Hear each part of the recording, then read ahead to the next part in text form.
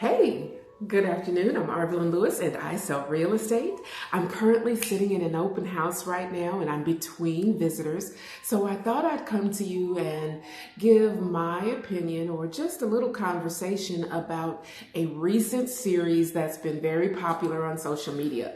Basically, well, if you've seen it, you know what I'm talking about. But here's my thought about pre-approval letters and being able to show your ability, being ready, willing, and able to buy a house when you're ready to buy. Now, I know that for most people, if it's your first time buying a house, you're not probably too familiar with what goes on and what things are required. So that's what I want to talk about. When you're going to buy or purchase with a loan, that's going to be the very first thing that I try to get you to get is an approval pre-qualification letter from a verifiable lending institution. Bank of America, well, not really Bank of America, but you get what I mean. There are several different banking institutions out there, mortgage companies, mortgage brokers. We as realtors really want you to get the best loan possible with the best rates as well as the best service, both while you're applying to purchase your home and even after the transaction. So I personally tend to recommend a lender to my clients when they come to me to make sure that they're going to get all of those things. There's several different kinds of products out there. So the letter that you get from whichever institution you get it from is going to have a few different things on it. First, it's going to have the name of the institution and their NMLS number. That's their license number to actually transact business. It's also going to have the name of the institution, probably their logo, and it's going to have the lender's name, their signature, a phone number to reach them, an email to reach them.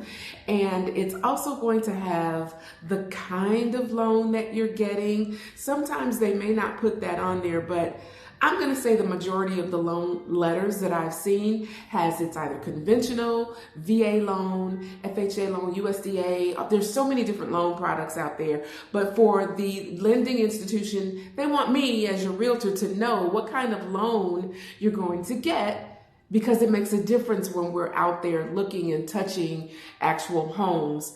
What we want to make sure that you can get into. Don't want any hurdles because we didn't get the right house that fits into the criteria of that lender. Now, did I say it's going to have a date? Yeah, it's going to have a date, the date that the letter is issued, because the lending period for the individual is usually only good for about 90 days. Why? Because the interest rate may vary in that time period. You may do something that could change your ability to purchase in that 90-day period, or if you go longer. So usually the letter is only good for 90 days, because if the loan change or the interest rate changes, maybe 0.5%, it could change your ability to purchase within the amount that they've suggested is reasonable for you and your lifestyle. Now, I'm going to require that of any buyer that I work with before I turn the key in my car.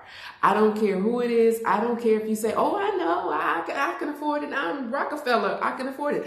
I know you know, but I need to know, as well as any other realtor who may be accepting the offer for you. We all need to know on behalf of all of our clients. Me, I need to know for you as my buyer client that we're not going out looking at $500,000 homes when you're only approved for $490,000. That $10,000 could make a substantial amount of difference.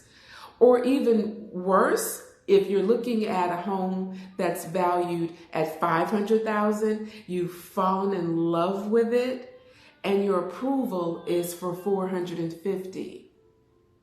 Now I'm going to have a really difficult time trying to find a house that meets up with that $500,000 that you have fallen in love with. and you're only approved for 450. Gonna have a heck of a time finding a house that you're gonna love because you've been out there looking at things that don't quite fit into your budget. So it is so important to make sure that before we open a single door, we know what your finances can actually handle based on your bank statements, your previous tax documents. It's going to also show what your employment records have already been approved.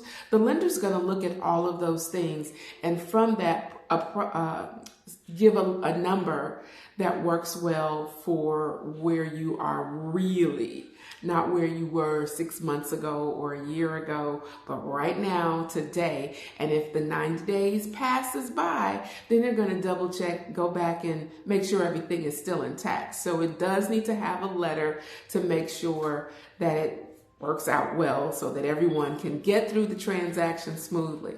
Now, one other thing that the letter shows us is that you're real, that you're serious, that you actually want to make this transaction happen.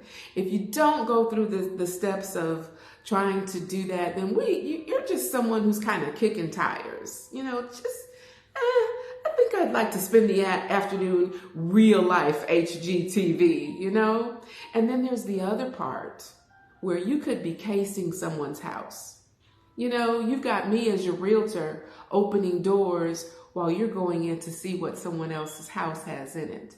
And then you come back later to rob somebody. I want no part of that. So yes, before we get into any cars, turn on any keys, put any gas to burning, we're going to get an approval letter. And apparently getting these approval letters can save you from marrying the wrong guy. Listen, I'm Arvin Lewis. I'd love to be a realtor. Let's talk. Just give me a call.